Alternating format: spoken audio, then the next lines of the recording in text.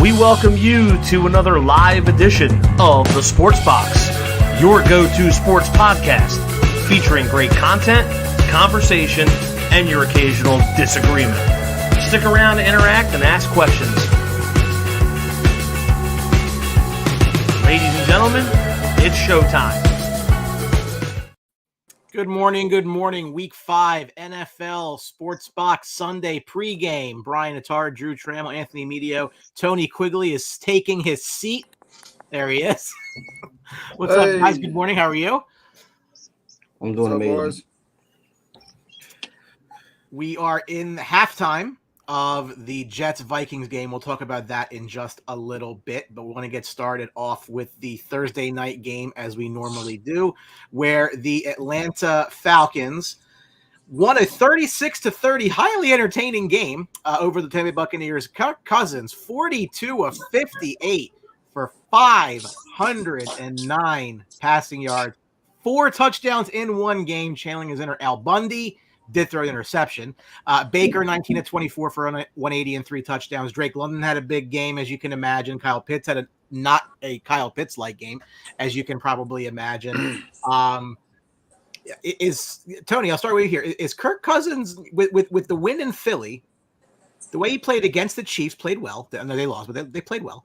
And here now, is he shedding his skin as far as a guy who is known to be pretty terrible on primetime?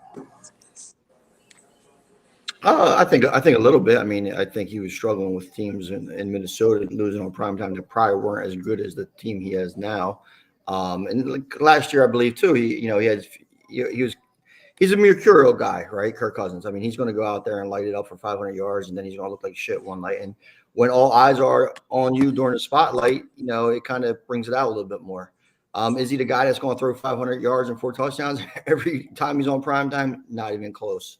But I think it's needs improvement. I think as the leader and someone who can orchestrate that offense, I think it's very evident that he's able to kind of overcome some of those issues he had on primetime. So I think this is kind of what you get. If you're going to throw against a Buccaneers team with no safeties and have guys. No-name guys, for lack of a better, term, kind of step up. He's going to make it happen. So it's interesting to see. Yeah, Brian. I think this is a good sign for Atlanta. I think he's you can see him getting more comfortable in the offense, getting everyone involved. I mean, Darnell Mooney is pretty much lighting it up right now. Also, he's got him, Drake London, and you saw Pitts, like you said, he got going. And we really even haven't seen Bijan get going yet. I mean, he's a little banged up, but I mean, he really hasn't had a real breakout premier game this year. So I think, if anything, it's a good sign for Atlanta. He's getting comfortable in the system, like I said. And, they're going to move forward, see how their defense can hang in there. But I think they lack a little pass rush for Atlanta. I think that would help them defensively. Their back end is very good. So I think, signs are up for Atlanta. Yeah, all the guys hit the nail on the head. There's really not much to get into this other than the fact that the offense is flowing. My only issue with Atlanta is Bijan Robinson. Now, I think there's so much talk about him being a dynamic player, and I think we haven't seen it yet. So I like to see a little more inclusion with him. Kyle Pitts finally had a game. Drake London is coming to his own, building that chemistry with Kirk. Offensive line is holding up right, and overall, man, it was probably one of the best Thursday night games we've had in a long time. Tampa Bay looks good, Baker looked good. It's just that defense fell apart, and sorry, my kids are going crazy. And but yeah, overall, man, it's everybody like everybody said, it's a big win for Atlanta. It's a win in the division, and that defense, the Todd Bowles, man. I don't know. So it's not clicking, and so it's gonna be an issue as the season goes on. But overall, man, it's a big win for Kirk Cousins and company. Yeah, it felt like Atlanta's game plan was to drop back all night because they didn't really give it a real attempt at the run. They know Bowles stacking the box for the run, so it looked like that's what their game plan was to open it up there on Tampa Bay. expose him on the back end.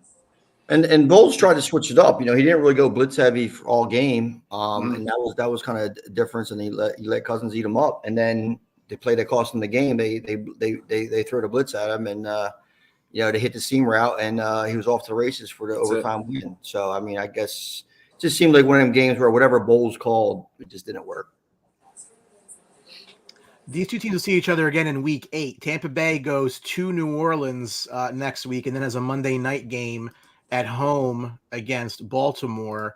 Atlanta goes to Carolina next week and then has Seattle at home. So it's possible that they could be in the exact same situation a couple of weeks from now, again, still fighting for the divisional lead, depending what the Saints do. But I agree with everybody here. I mean, Cousins being able to put up this kind of number in this offense is great. I mean, it shows that they're actually trying to do something offensively for a team that was offensively just a disaster the last couple of years. It did take Kirk some time, but you have to be happy if you're an Atlanta fan with what you're seeing from the offense is they're airing it out again. Is that at Bijan's expense? Potentially. I think he'll still be fine. Yeah. Drew? Oh, sorry. He's getting touches too in the passing game. Plus, they have two really good backs. Algiers, a really good back that takes some that's been taking touches from him. Well, Algiers, if you remember his rookie year, had 1,000 yards. Yeah, I mean, I don't think did Bijan have 1,000 yards last year? I don't think so. I don't think so. The run guru, Al Smith in Pittsburgh and blah blah blah. They were awful last year in the run game, and I don't know. It seems like they're wasting somebody's talent, but Algiers got a 1K under his belt. He was 976. No, yeah, I thought I remember 975. So I guess I was close enough. I'd have been good on the prices, right? I mean, he played all 17 games. So yeah, but I remember talking about this earlier, and when we were like, what are they draft him? What are they using him for? And I think with Kirk Cousins able to utilize a lot of different weapons, that's not a glaring need right now. But it's still something that he is active in the passing game, so it should be. I think fantasy owners are going to be a little bit more disappointed because I think it's going to be par for a course going forward. But football sense. Good problem. Getting the win. Yeah. It's a good problem. Yep. The big news going on, especially in the trade market, is Davante Adams. The idea that it seems like it's really falling apart very quickly for him with Vegas. Social media posts. You have the coach talking about people making business decisions, which we find out a week later was probably about Davante Adams, from what it sounds like. There's a couple questions here. Number one, where do you think he should go? Where do you think he will go? And for a guy that the Raiders spent a 1 and a 2 on not that long ago and paid a lot of money to, what is he worth in this trade market? I mean, I think it's very easy. I mean, if anybody's watching Aaron Rodgers today, struggle with Garrett Wilson and his timing, he's on the wrong page with all of his receivers, except maybe Lazard, who isn't really, the type of guy that you want being your number one. It's the New York Jets. I mean, if the Jets want to salvage anything with this season, and anybody who's watching the game right now can see, Rodgers is just not in sync with Garrett Wilson.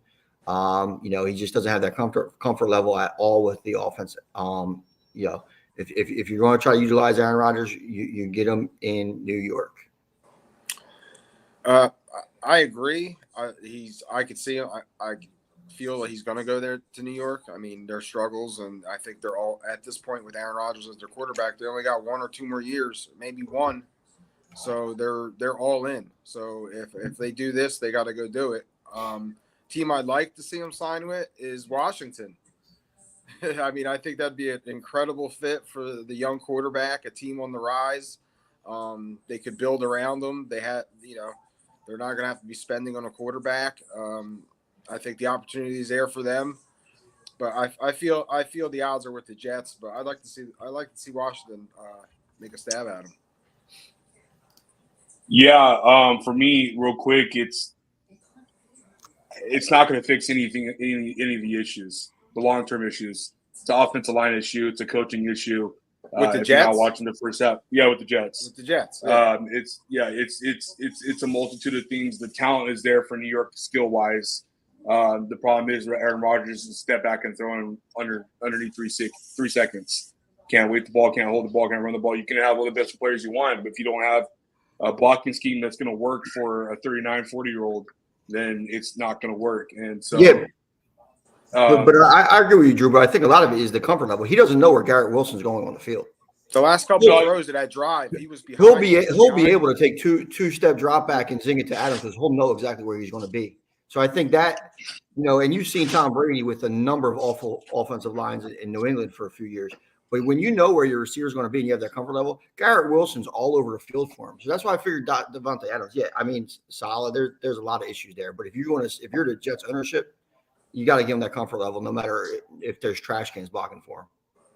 Yeah, Garrett Wilson 8.5 targets average wise through, or 7.5 targets I believe through these four or 5 weeks. I get what you're saying. Chemistry is very important, and obviously they didn't get to have that last year. But just an overall general concept for me is just like the offensive line can't. I mean, it's terrible. I mean, Breece Hall can't. He doesn't even look like himself. Even with Zach Wilson last year, he was killing it. This year, it's just been these last 2 weeks, including today. Not good at all whatsoever. And so my pick, Brian, just for me to pick a team. I love the Commanders. I know Dallas is out, so I'm not going to mess with Dallas. But for me, it'll probably be Baltimore Ravens. I think there's a little bit of a cryptic message with his Instagram, but I think it's a good fit for him, possibly with Lamar. But overall, man, it's really hard to determine where you could go with that contract. I know you would have to take a restructure and go down from it. But overall, man, I think the best odds are the Jets because I'm pretty sure Aaron Rodgers is pushing for it like no other. So. I gotta be off the Ravens train though, to be honest with you, because I mean, if I'm an opponent in the AFC, I want Davante to go ahead, go to Ravens, because if they're going to start dropping back and throwing and getting away from that run game that's killing people, thank you. Yeah. If I don't have to worry about Derrick Henry and I just got to worry, because I have zero confidence in Davante Adams making a difference in the Ravens, because it'll change their concept. So I think that. If he doesn't have doing anything with Zay Adams and Zay Flowers, and Adams isn't going to make a difference. Yeah, there's too not enough balls to go around in Baltimore. That's for sure. And I think they'd be dumb to change their concept. I mean, Andrews isn't even getting touches. I mean, it's just keep running the damn ball. Well, from what you're hearing is they're going to be wanting a possible third round pick for him. I mean, it's a lot. Is it a lot, though? I mean, if you're the Jets, is that a lot? I don't think it's a lot. They have 2/3, number one. And if you're trying to make the most out of this season, again, like their runway is small. Like it's not a third, it's a second. They want a second. Even if I don't know that's not a deal breaker for me if I'm the Jets. Well, the Jets, the Jets, unlike a lot of other teams, they're desperate. They need them more than anything, and they know it's going to be the fit. So, it's if that's the perfect fit for you, then maybe you pay a little extra for it. And if I'm the Raiders, I'm looking for a second and maybe a fourth, next year or something like that. Just a little bit.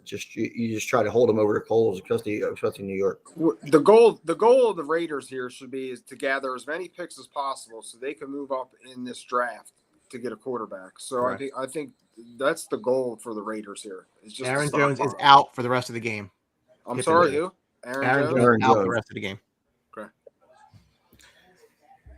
If you're Kansas City, you lose Rashee Rice for you don't know how long right now. Again, that's still kind of out there.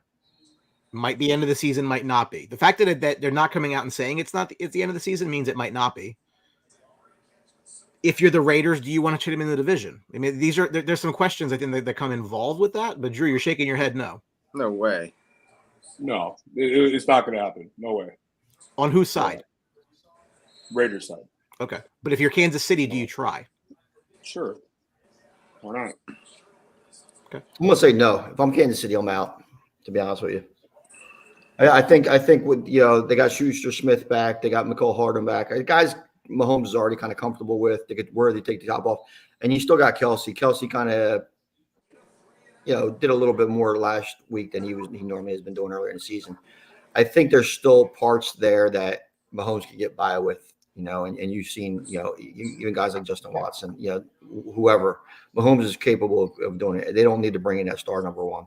I mean, they got rid of their star number one and they didn't miss a beat. If you're the Saints, do you try? That's tough because the Saints with Adams makes a little bit of sense. I mean, obviously they needed some help last week. Does the money work with a team like the Saints? That's the concern, right? Because I think that's the concern. I mean, you're gonna have to pay this guy $25 million, right? Or for the rest of the year, $17 million. I think I heard something like that. It was like $1 million a game. So the Saints have $2.6 million in cap space right now, which is the third least of any team in the league. Would you guess who has the most? The most cap? Yeah. If you could give me the top two, I'd be very impressed because you wouldn't guess. Titans? No. I know it's not the Chargers. It's not. Colts? No. Wow. So one team has $55 million in space. One team has $44 million in space. The team with $55 million in space is the San Francisco 49ers, and I have no idea how. Holy shit. The team with 44 is the Browns. They were both mentioned. I mean, so real quick. So we're talking about cap. The Browns are 4.5 over next year's cap, which we'll figure out that out. The Saints are currently $80 million over next year's salary cap. There's no way. So that's not going to happen. Let's just put it that way. That's wow. That's impressive. I mean, that takes some skill to be that much over the cap. Look at that. But the difference is, though, I don't think it's worth the Saints to go out there and try to get him because I don't think it puts them over the Falcons and right there. Like, you know, they're muddled in there, and I don't think Davante Adams moves the needle. I think the Jets are really the only ones that it really makes sense for because they're really desperate. They need something. They need to get Rodgers on the same page. I don't think he walks in there and is completely a game changer. You know, I mean, Olave's doing a job. Shaheed is active in there, and you know, Kamara has a life. So they don't have the woes that other teams have that he could help. I think it would be a big mistake. We'll see where it goes, but this is going to be something we're going to really be tracking because I think the odds are extremely high that he's not there. I mean, there's just no reason to keep him if you're. No, they got to get it done. Raiders. But they've also handled it so poorly, right? They go and get him to play with Carr, only to have him play with Carr for a year and then get rid of Carr. Like if that was the plan, why'd you go get him in the first place? Why would you put that kind of draft capital into this player plus the money if your intention was to change the quarterback anyway, which is the only reason he was coming to you? I mean, people want to talk about the ownership of the Cowboys, but let's be. But you know, they're not in the top 4 worst owners in the sport. You know, David Tepper won, and then you got your boy out there. Just win, baby, just tearing up mistake after mistake in the Raiders land. So I mean, what do you expect? Well, that's why none of this is a surprise. I mean, it's almost like you've seen it coming. It was almost a matter of time. And they're so dysfunctional too, with how everybody was on Antonio Pierce and loved him and everything like that, and that just went away real quick. So, which kind of when you lose your quarterback and you turn to Gardner Minshew and Aiden O'Connell as your future, I mean, how do you really expect a lot of these guys to embrace it? I mean, and Josh Jacobs too. So I mean, it's just they kind of just got rid of everybody that was worth anything, and Davante Adams is left there. Brock Bowers looks nice as a prospect. But if you're everybody else in the locker room, a guy like Max Crosby, like how do you guys, how do you justify the moves that you're making and say you're trying to win football games? It just doesn't work. This is going to be a tough question for Anthony specifically because we're not exactly at Trubisky over Mahomes here by any stretch, but Jaden Daniels has sure looked really good in the last couple of games. Caleb Williams, not so much. But the question here is, this team is currently winning the NFC East. I may have predicted that before the season. Not that I really care. I just thought the Dallas and Philadelphia were houses of cards that could easily fall, and they might be the beneficiary of it, not the Giants. So, but having said that, Jaden Daniels looks really good the last couple of games. Anthony, I'll let you start with this. Are you having any draft remorse yet, or is it too soon? It's flirting. It's too early. Okay. You're on the line. Okay. I knew Jaden Daniels is an amazing football player. I watched him play football in college. He's an amazing player. I mean, you score 50 plus some touchdowns in college and dominate like he did. I mean, I knew what his skills were. So to see him hit the ground running here, I mean, it's kind of not a surprise. I mean, I think it's a perfect marriage with what the Commanders did with getting Kingsbury. I think he's a good offensive mind. He utilizes those kind of quarterbacks, dual quarterbacks well. And I think right now they're playing well. They have good players. They have a running game. Their defense is surprisingly holding up at points. So do I expect it to carry on all year? No, I think he's going to go have some bumps in the road. But if you're a Commanders fan, you got to be super happy and optimistic. Which those two things don't normally go together. True. Am I a believer in the Dan Quinn? I mean, they're doing it for defense, right? Dan Quinn is a coach with experience, had a great run with the Cowboys. Wish he was still there. And they got the offensive part that works. Brian Robinson Jr. has been a nice find too offensively. I mean, he's having a pretty big year. He's a little banged up today. Am I a believer in Daniels? I'm a believer in Daniels. I think that was the quarterback that most people had the upside on. And if you look at the draft combos and everything late coming into the draft, there's a lot of talk. You know what I'm saying? That he would be the pick over Drake May and he kind of put himself solidly at the number 2 pick. And, there were some people that were kind of like, well, it might take him a little bit over Caleb Williams. A little different hype. I don't know. I'm not a believer yet, though. I think they're a young and up and coming team. I just think that they're a little bit away. I think when it's all said and done, teams like Dallas and Philly will be ahead of them. I'm a believer in Daniels. To a point. I'm not a believer in this team. I think this defense is going to get exposed sooner or later. The secondary is one of the worst that hasn't been exposed yet from a good team. We saw what Cincinnati was able to do. If Cincinnati didn't have such a dysfunctional defense, they would have won that game. But overall, in general, it's to me, it's like Quig just said, man. I'm Philly and Dallas until I see something else at the end of the season, and I'm still not a total buyer of Dan Quinn yet. I'm still going to wait. I'm still waiting to see what he could do, but I'm pretty sure as of right now, I think all of us would say as a Washington Commanders fan, if you are one, it's good times compared to what it's been these past years, especially with new ownership and new regime in there and a new head coach. Cliff Kingsbury, it seems like it's working well right now with this college offense that a lot of guys are dissing on, but it's worked. So it's working. So you have to be happy to see production but Caleb Williams is still I still have him above him. I got to see more for me personally. So yeah.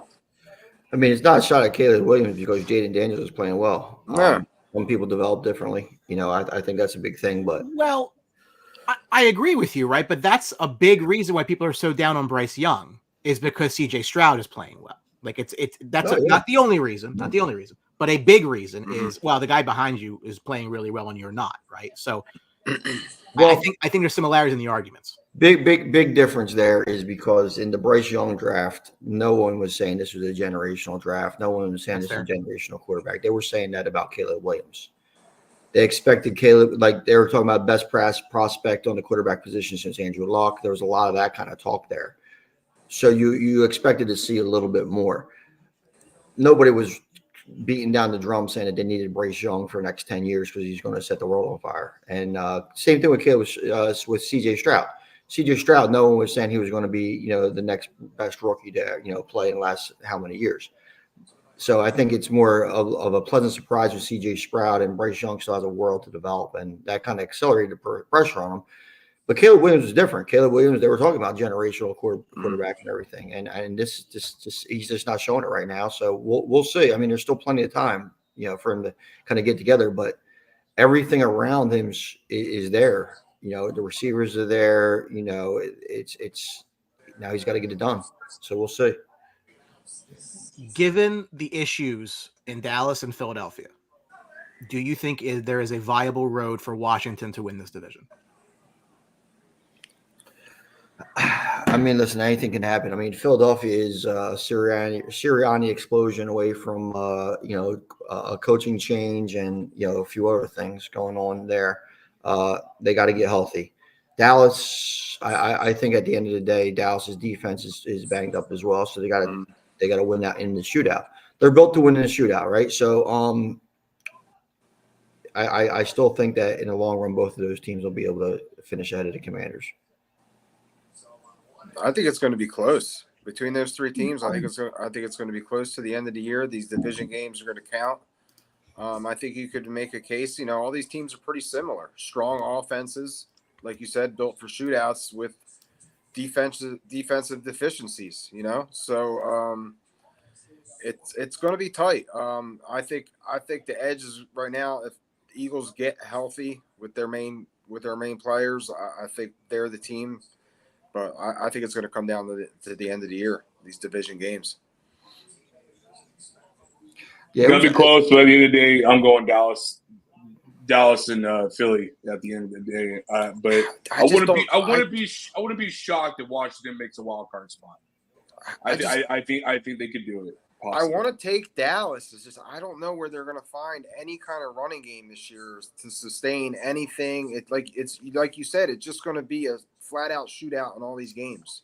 Like I'm interested to see tonight because they're actually going to play a good defense and see how they respond. See how that works out because I just don't know where they could find a run game.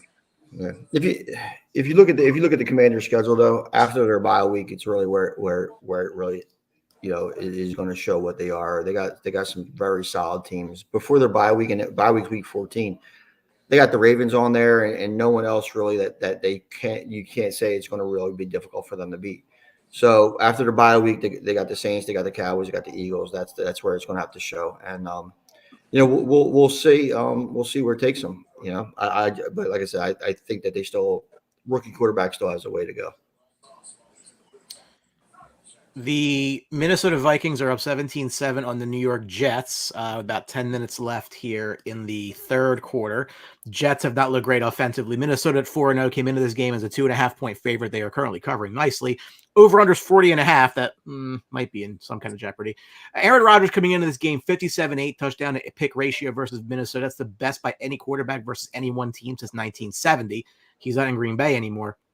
Jefferson came in needing just 528 yards to pass Torrey Holt for the most yards by a receiver in his first 5 seasons. I'm sure he's going to do that between now and the end of the year. So whether it's today or not, obviously it won't be today.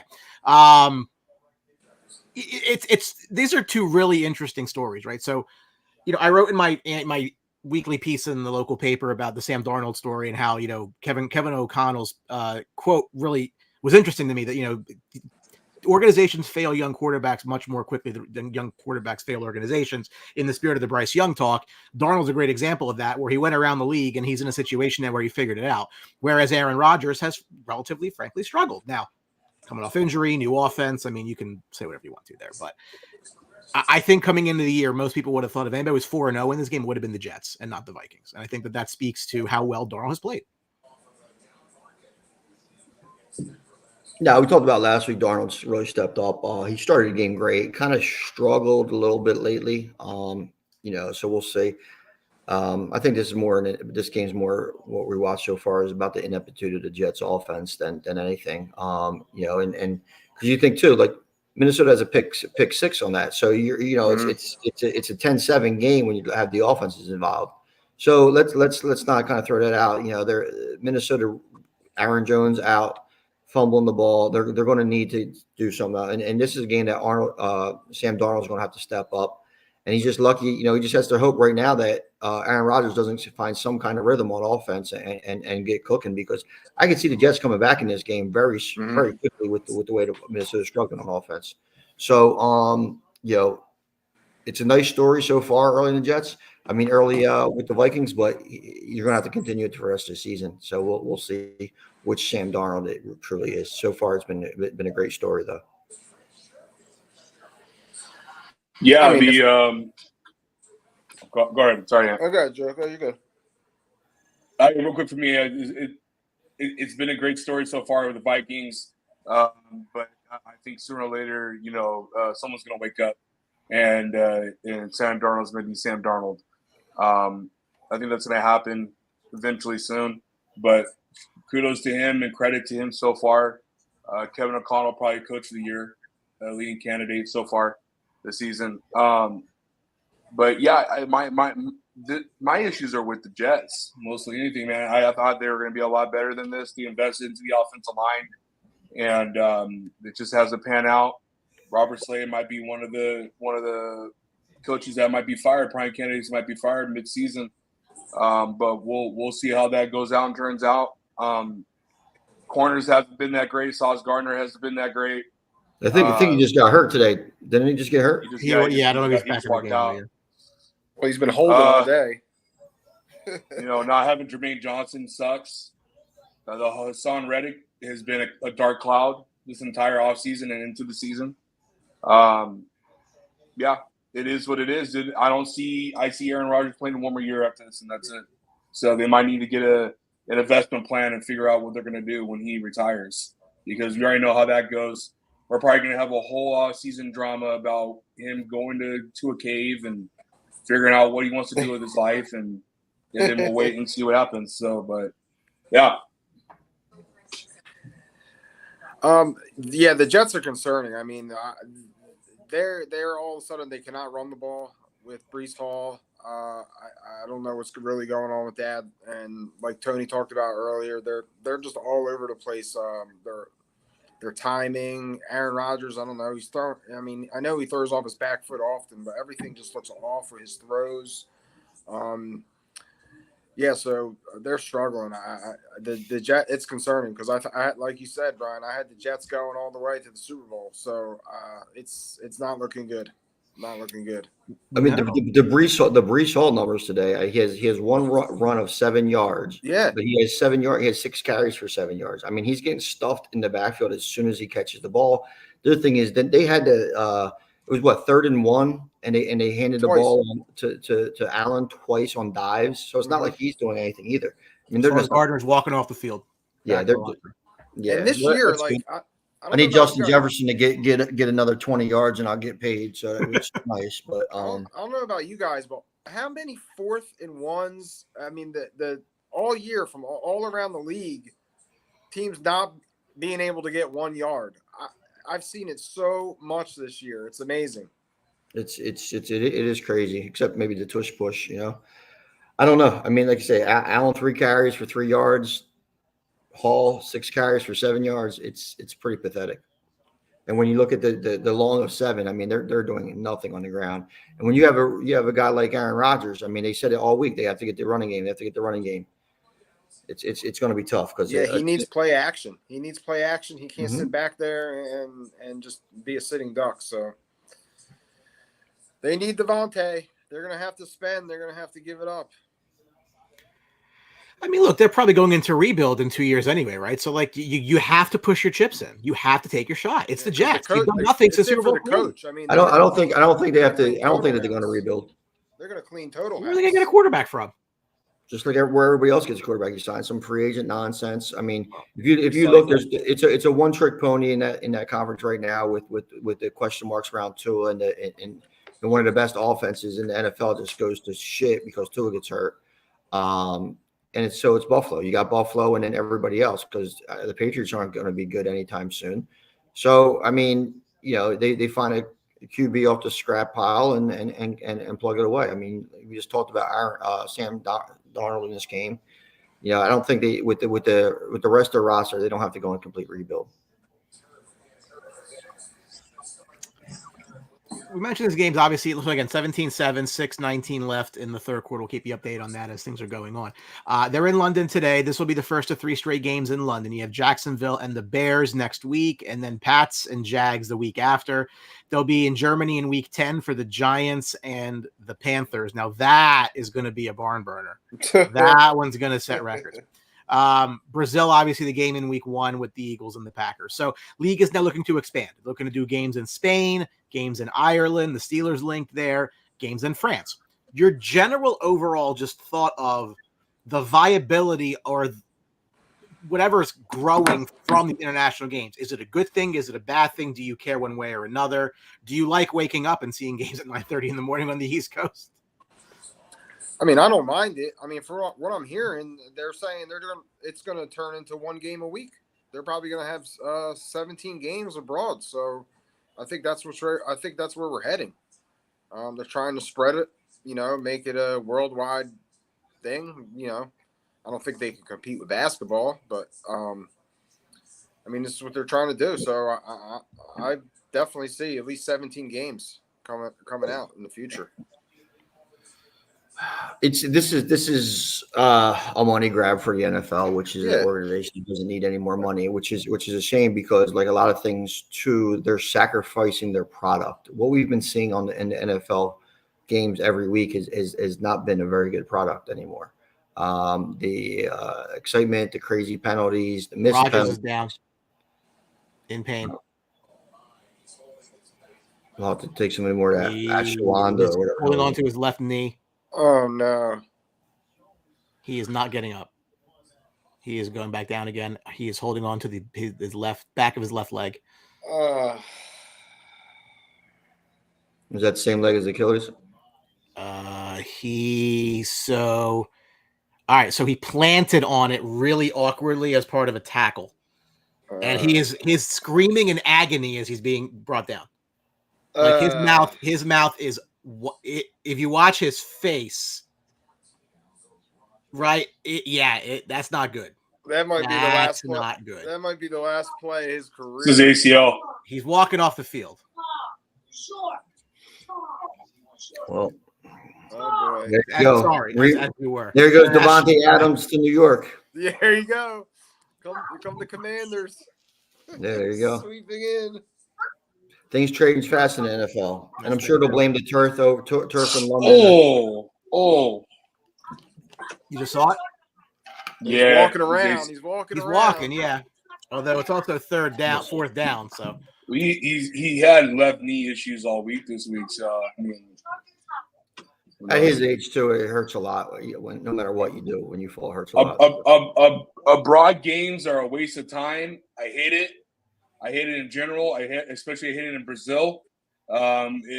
It's a money grab, and none of these other countries are going to be playing football like we're playing in America. It's got to let that go. It's flag football for the Olympics. Have fun. Blah blah blah blah. I really can care less.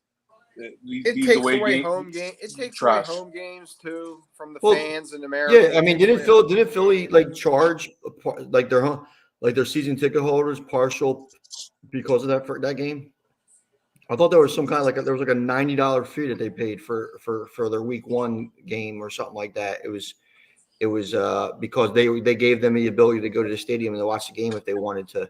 I mean, it was something weird, which is absolutely ridiculous. I mean, yeah, you're talking about the Rodgers back in. Yeah, he's a stud. What do you do? He was a diva. He had a diva moment. But you saw his face though, right? Like that, he looked like he was just got shot. He was acting. Yeah, I think the travel throws off teams. I mean, with the buys and stuff like that, it's just different. It's just don't like it. Players just bad play. Players can't like it. It's bad product on TV. Like we already have bad product as it is, but it's not good football. We haven't seen good football this year, honestly. Nah, teams got to start playing preseason games because it's bad.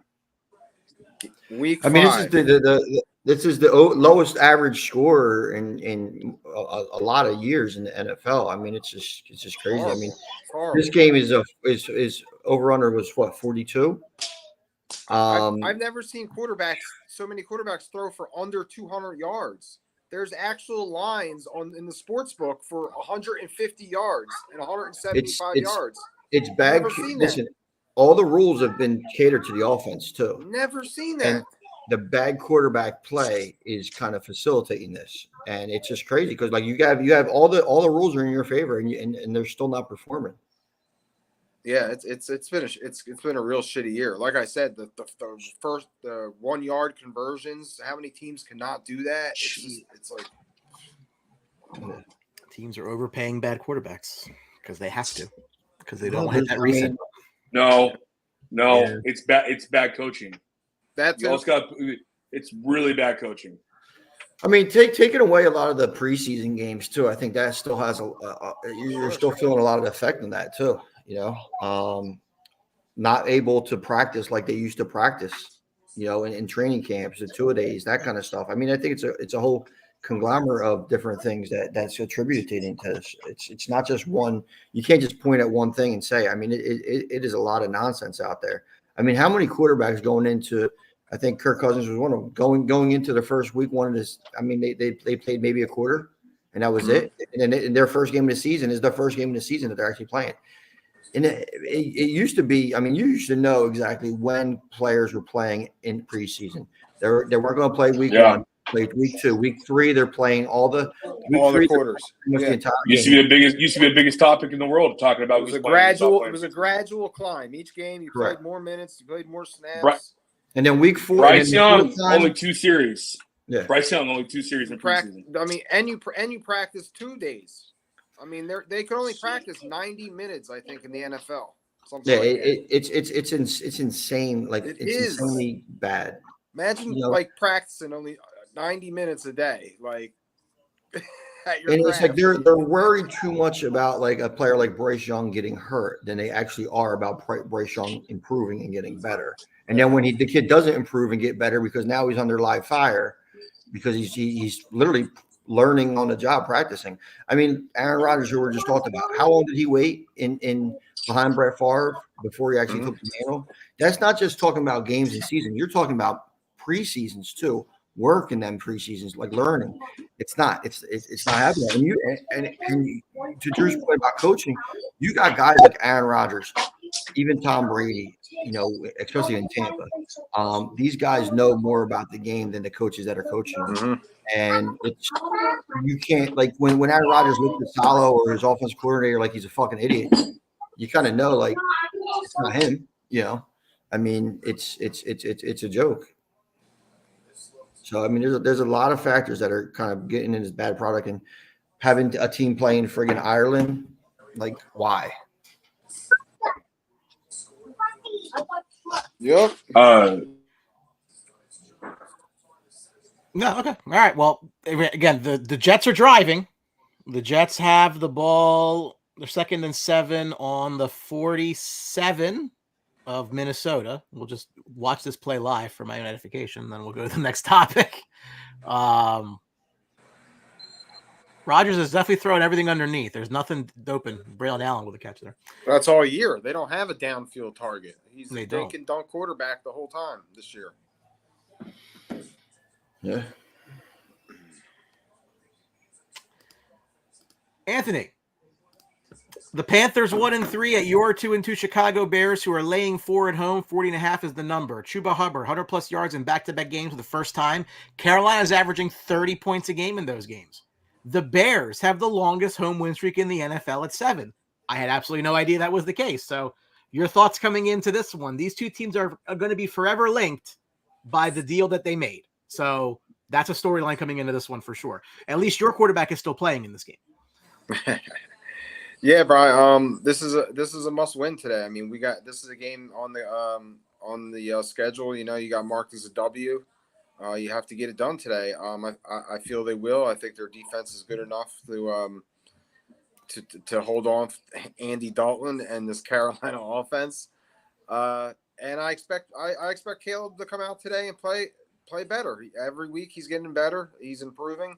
I want to see more of the run game. I want to see more Swift and Roschon, and get a balanced offense going. I think this is a good game for the Bears offensively to get going, and I expect them to win and cover this game today. There's no excuses. This is a team that they should beat and they should win. Yeah, this is a get right game, and this is a game where I want to see Caleb Williams look comfortable in the pocket as a pocket passer. I want to see him get in a rhythm. I want to see DJ Moore and his number one guy get going. I want to see a healthy spread of the ball where 7 different receivers are catching the ball. I want to see a lot of things from Caleb Williams today against a secondary that's really not great. And I'm with Tone. It's his team, and I get it. A rushing attack from DeAndre Swift, who finally had a pretty decent game last week, fantasy wise, getting a touchdown on the catch and all that stuff. But this should be a game that the Bears should win, especially with their defense, who a lot of people are still not talking about and not giving that defense enough credit. But something's got to give for Chicago, and I think this is going to be the game to get them going, to get 2-game winning streak after they win today and after beating the Rams last week. And this right here, Tone, this has got to be the game to get you guys going for offense. No, I agree. So tell Eberflus to shut his ass up and have Shane Waldron do something right in his life. So here we go. I mean, it seems like every time we're talking about a game, it's going against Andy Dalton's going against his former team, right? I mean, he's pretty much it's no mistake that Chuba Hubbard has a 100-yard game with Andy Dalton on their quarterback. Xavier Leggett, who drew out a nice call last week with a big game, productive. Deontay Johnson, productive. I mean, it's a big difference than a guy who's a professional quarterback like Andy Dalton going compared to a guy who's still learning like Bryce Young. I'm not going to kill Young about this. I think I said he's still learning. I never was a Young fan, but I'm not going to write him off yet. I think the Panthers give them a little bit more fight. I think Andy Dalton's going to make less mistakes than Caleb Williams. This is a game that the Bears defense is going to have to grind it out. They're going to have to get a running game in, and I'll take the Panthers and the points on this one. I just prefer Andy Dalton right now, and who's firing all cylinders with an offense to your boy Caleb Williams. So that's kind of how I'm going. I mean, over under 40, that's kind of pathetic, especially when averaging, last 2 games, Carolina was 30 points a game. I mean, that's something's going to give on that one. So we'll see. Is the Bears defense long enough? And we would have probably got to about 30 teams before we got to the Bears as far as 7 straight home games. I mean, that's crazy, but they did finish their season strong last year. So, I mean, we'll see what something has to give today. And I think I'm going to take the Panthers with the points. If you think that total is impressive, I got one for you. It's coming. Go ahead. I feel you, Tone. I mean, I'd feel a lot better if Andy Dalton wasn't playing today. That's for sure. If Andy Dalton wasn't playing, I'm picking the Bears laying 7. It'd be a 7. It'd probably be a 6-point spread. Yeah, I mean, listen, DJ Moore. Let's do a DJ Moore get back day. I mean, plus 200 right now on an anytime touchdown is great value for DJ Moore against his old team. So give me an anytime touchdown, DJ Moore today, and let's bear down. Let's get to 3 and 2. Let's go.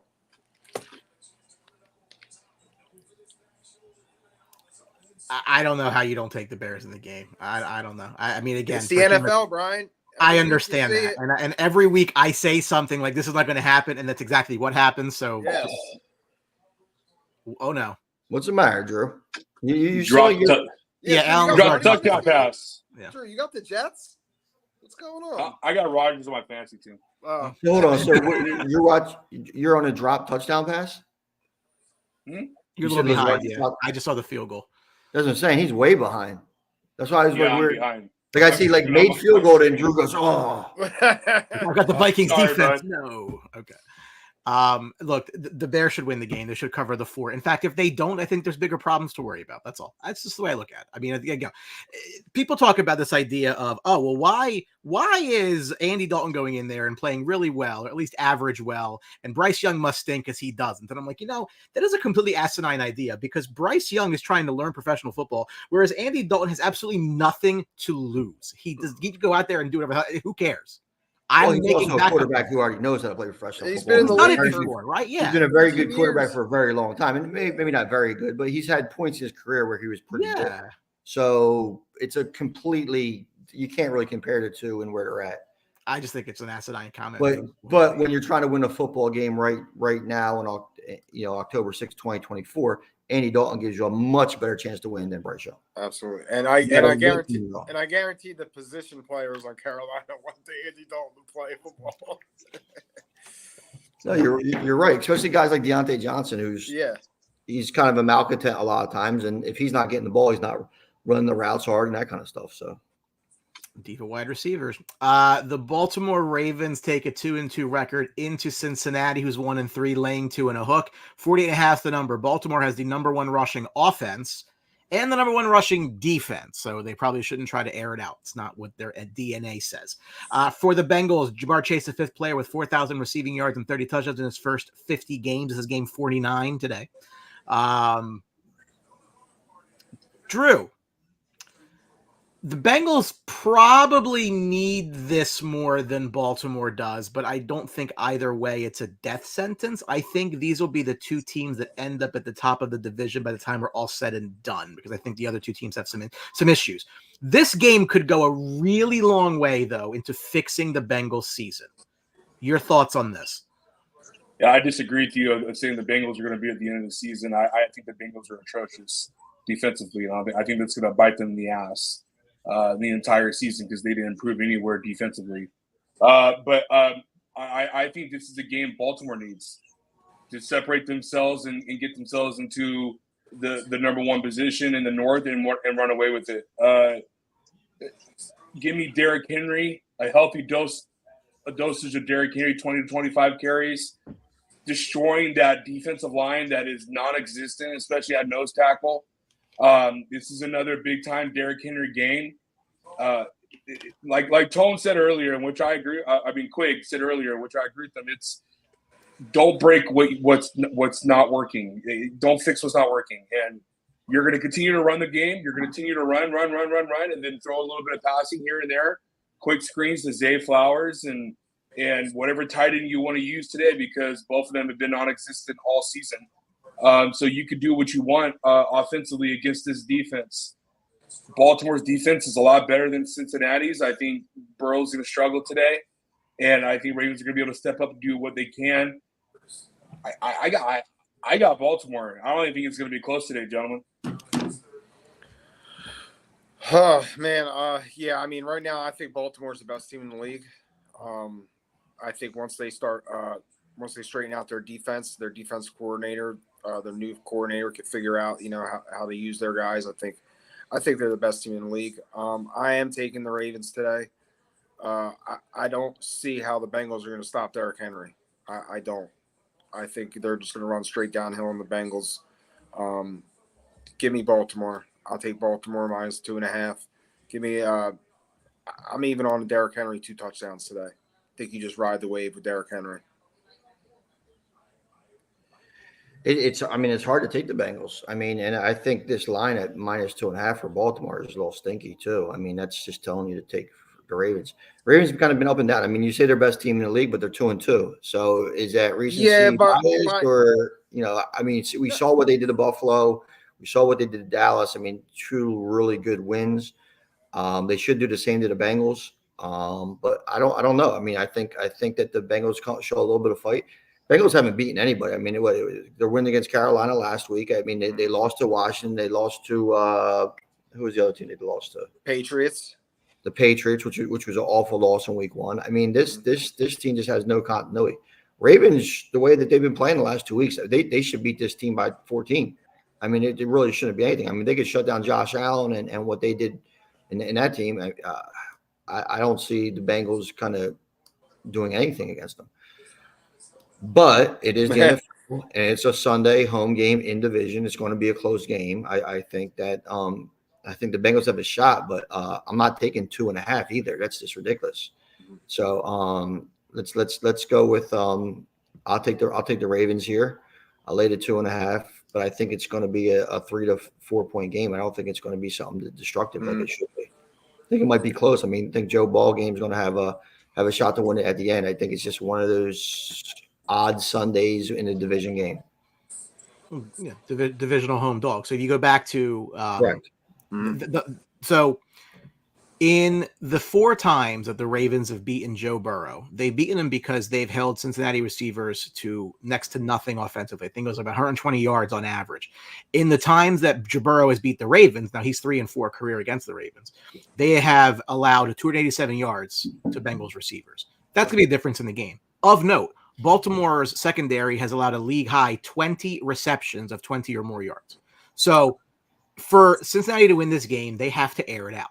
That's what they are. That's what they're built to do, right? You know, for the people that say they got rid of Joe Mixon, I'm not a running back guy, but, you know, Chase Brown and Zach Moss have not really, you know, lit the world on fire. So go with what got you there, right? I expect there to be a lot of downfield targets towards T. Higgins and Jamar Chase. That is the only way you are going to win, right? So, again, do I think the Bengals can win the game? I do. They're divisional home dog. They were in Kansas City and almost won that game. I mean, yes, are they up and down? 100%. So is Baltimore. So is half the league, right? So, again, that Baltimore 2.5 number, just, wow, how do you not take Baltimore, right?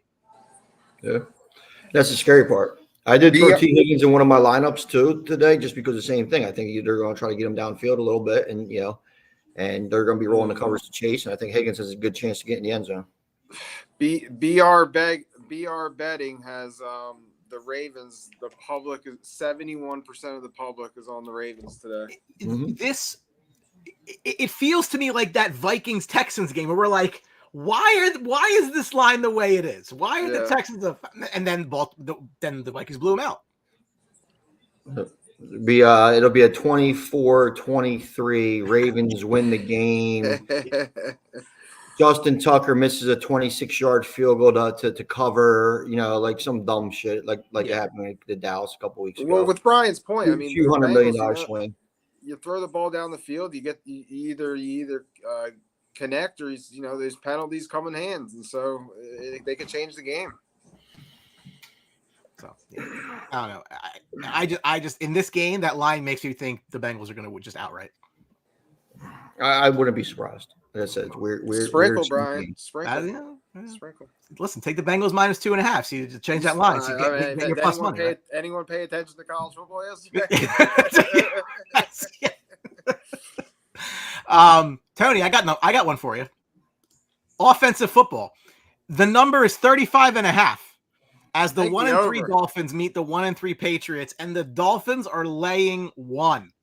Miami is the only team in the NFL to have not led at any point in a game all season long. The Patriots have scored 52 points in 4 games. That's the second fewest in the league. Who's fewest? Miami with 45. So this one's going to be some ugly football. Yeah, I mean, when you're it's kind of scary that they can't figure out a way to get Tyreek Hill into this offense. They can't wait to get the Devin Achane in space. I mean, Raheem Moser's going to be back today. That should help a little bit. Them do some varying thing. I like Achane receiving. I've been on that pretty much. But then again, last week he had a 32-yard catch in the first quarter and then didn't touch the ball again. So it was kind of it was weird. I think really, I mean, where the Patriots are, they had a crazy win against the Bengals. No one's really too surprised about that. Jacoby Brissett goes out there every week and is just a sacrificial lamb to nothingness of football. But I think Huntley might kind of help out a little bit, be a little bit more comfortable now after the first game, make a couple plays. They have to get the ball to Tyreek Hill. I mean, it's not that difficult. I mean, if McDaniel's supposed to be such a creative offensive weapon, you got 2 players that could take the lid off, and now with Moser back, you have another one. You talk about for New England for the last how many years have not had any kind of playmakers. Well, now Dolphins are the opposite. They have the playmakers, so get them the damn ball.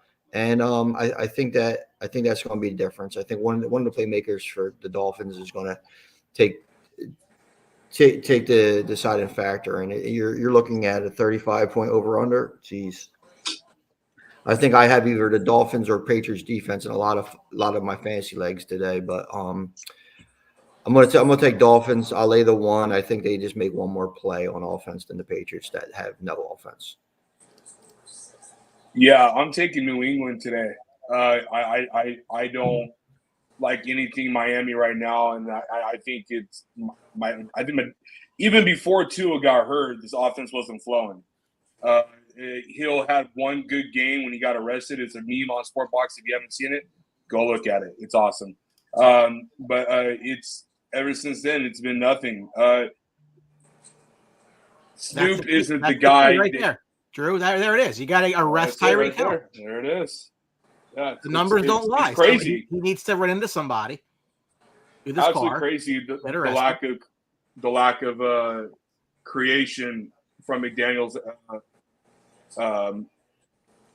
at all. It's just been really terrible. And I give me Antonio Gibson today as he's getting the start. Ramondre is going to be sitting because he has the bug of the fumble. So I think Gibson's going to get a lot of attention today. Get some good production today. You know, that O-line is absolutely terrible. He'll get a lot of pass catching and a lot of opportunities with Jacoby. But this is a game I will not be watching. Like 13-10 New England. Yeah, I mean, I'm just gonna roll with the home team. Give me the Patriots today. From what I saw from the Dolphins the other night, it's just they look totally inept. Like Tony said, I don't know how you can't get the ball in these guys' hands to make something happen, but they couldn't. I don't know. Just give me the Patriots today. Number one, none of parts of this game. Dolphins are 0-4 against the spread this season. Take New England. Or just don't bet because you're not to be a degenerate, bet everything. Yeah. Bet something else. So bad. Here's one for you. The 1-3 Cleveland Browns visiting our nation's capital to take on the 3-1 Washington Commanders, who are laying 43.5 is the number. Cleveland is the only team to be held below 300 yards of total offense in all 4 games. Jaden Daniels leads all quarterbacks, not just rookie quarterbacks, all quarterbacks in completion percentage and rushing touchdowns, 82.1% completion. And this is not a scenario, guys, where he's not throwing the ball. Okay. Like, it's not like you're massaging your number because you're just not throwing the football. Like, that's not at all what's going on with Daniels. I mean, I am impressed, right? So go through his progression here, right? He was 17 of 24 week 1, 23 of 29 week 2, 21 of 23 on the road Monday night against the Bengals, and 26 of 30 a week ago at Arizona. So again, a lot, you can make completion percentage whatever you want it to be, right? If you throw 5 times in the game and complete 4, guess what? You're 80%. That's not the case. They are throwing the ball. He is completing them. The last couple games, he's been absolutely excellent, both on the road. So, you know, we talk about Browns defense being different home and away. This is an away game where they usually get kind of lit up. I think it's all systems go here for Washington. Yeah, for me, it's definitely all systems go for Washington. I'm with you. Cleveland's absolutely terrible. Last week was an absolute mess against the Raiders.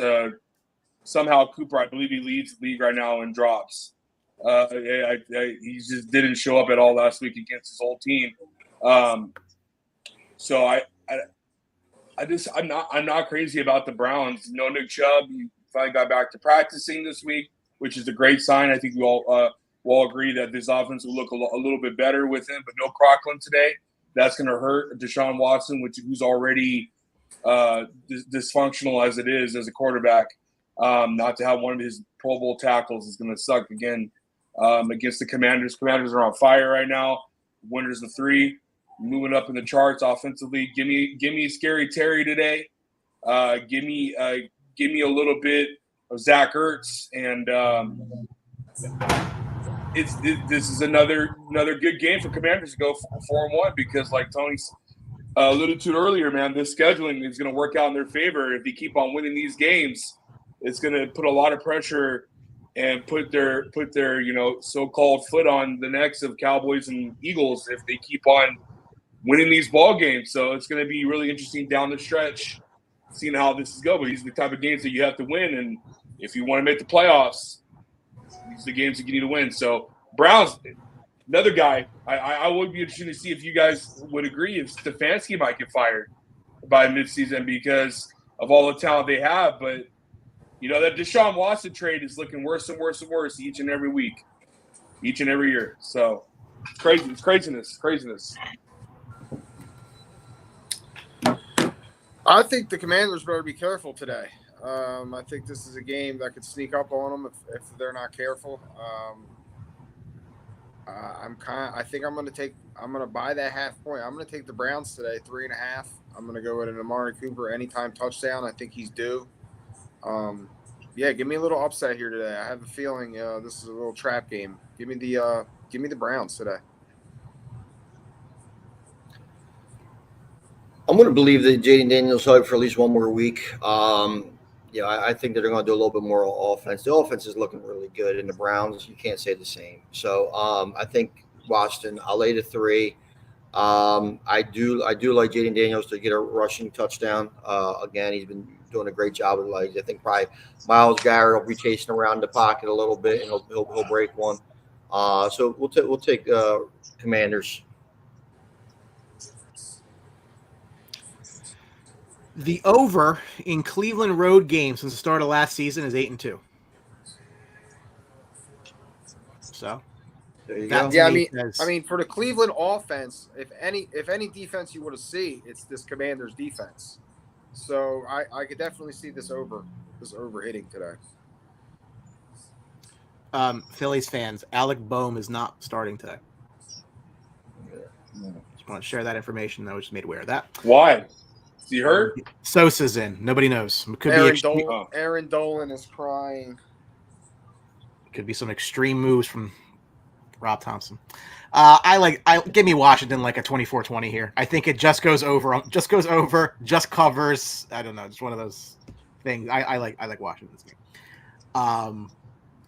Commanders win. Jaden Daniels for Offensive Rookie of the Year. Guy is legit with a bad head coach, and then also Stefanski Coach of the Year twice. They're not relevant before him. That's our buddy Tom from Review and Preview. You need all your Giants coverage. They do a wonderful job of Giants coverage, especially when sometimes it may be tough to do Giants coverage, but they're there every week. It's something to be said about the consistency. Bad head coach.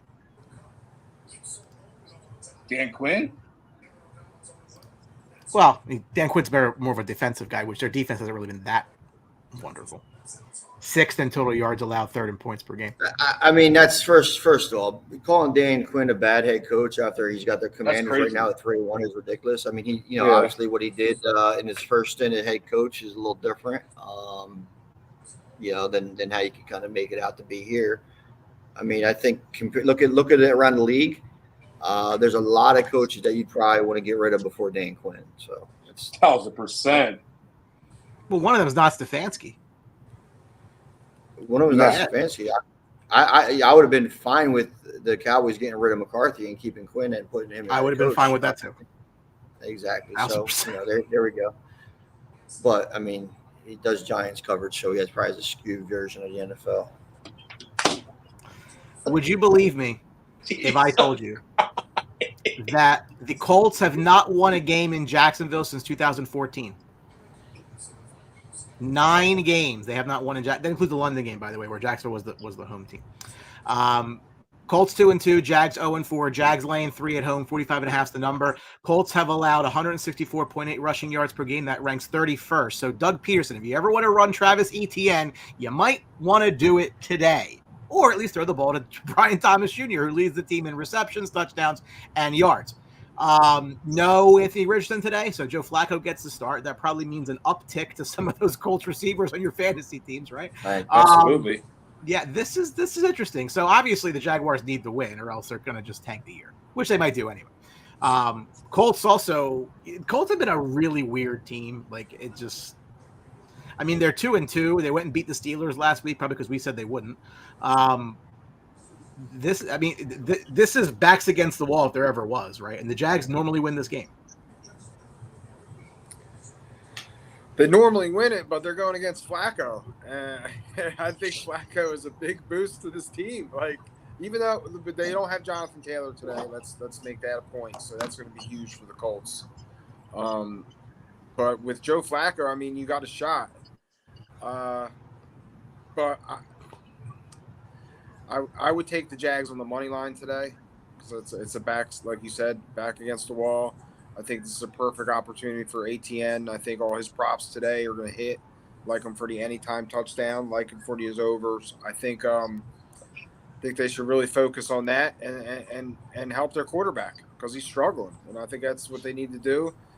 And like you said, Brian Thomas Jr., great rookie campaign so far. Keep feeding him. And I think the Jags get it done today, but it's going to be a close one. Flacco has a good game. Jags right now, if this line holds, which we expect it to, would be the first 0-4 or worse team to close as favorites since 2020. Well, that's great because they're about to be 0-5. I got the Colts winning. I got the Colts winning this game today.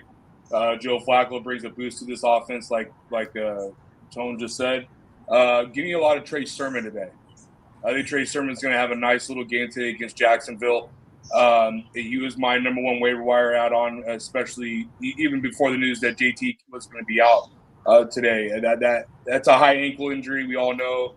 We're all athletes. The high ankle injury is one of the toughest ones, the trickiest ones to figure out. So good for them to put Trey Sermon in. And also, I don't know why I'm feeling a little dangerous today, dude. I started in our deep leagues. Donnie Mitchell. I think it's time for him to get going, and I think Joe Flacco's going to give him that little push that he needs from a passing perspective because Anthony Richardson can't hit water off a boat. So the Colts, I think, are a lot better with Joe Flacco, and I think your boy Brian is going to have another struggle bus of the type of day today against Indy's defense. Trevor Lawrence, I'm off of him. Completely. I think this whole season just needs to be done. For Jacksonville, start over, get a new regime in there. They need a new face, and we're definitely. I disagree with you, Tom. I love you, brother, but I disagree with you. That mismanagement type of game was on Kyle Shanahan. He's still bashing Saban for his time in fucking the Jets. You know this guy. So I mean, let's fucking call it what it is, right? Come on now, fucking Atlanta. He brings up Atlanta. Hey, anytime sleeper today, Josh Downs. He hooked up with Flacco last week. Got him down plus 300 anytime. Yes, Chris. I like Pittman over 70 yards in this game. I think Flacco finds him, and it's plus money. So let's take that. He shows new life to the receivers. Mm-hmm. Evan Ingram is out again today, I believe. I was trying to get updated. It's a long shot. Yeah, so the kid Strange is a solid tight end, production wise for whatever reason. Brian Thomas Jr. I'll take Jacksonville. I'll lay to 3. See if they finally get off the schneid, as Chris Berman used to say. And we'll take it from there. Jags win. I'm not a believer in the Colts, even with Joe Flacco. Never really was. Oh, Aaron Rodgers is getting just obliterated in this game. Their offensive line is that's where their problem, honestly, is their offensive line. Yeah. They should be investing in some offensive protection before they get on the right. And they did. I believe they did in the They did. They did. They spent the money poorly. Yeah, they did. They did. They can't run block and they can't pass block. That's what I'm saying. They can't run block and they can't pass block, but they try to do they try to improve it. They were literally there were 2 guys right after Rodgers' head. I mean, like, protect your quarterback. Awful. Game of the 1 p.m. window is the 3-1 Buffalo Bills at the 3-1 Houston Texans, who are laying just one at home. 47.5 is the highest number I think I've seen so far today. Josh Allen leads the NFL with a 7-0 touchdown interception ratio. Houston's won the last 4 games against Buffalo at home, including the playoffs. If Josh Allen does not throw an interception today, it'll be the longest streak by a Buffalo quarterback to start the season ever. This is interesting, right? So you have, again, 2 teams leading their divisions. I'm not really surprised either that's leading their division. But, the running game in Houston's been a little up and down. They've been kind of having to figure that out with Joe Mixon out. James Cook didn't anything going on the ground last week. I mean, Buffalo lost to Baltimore, so that happens. Tennessee lost to Minnesota. Minnesota hasn't lost anybody yet.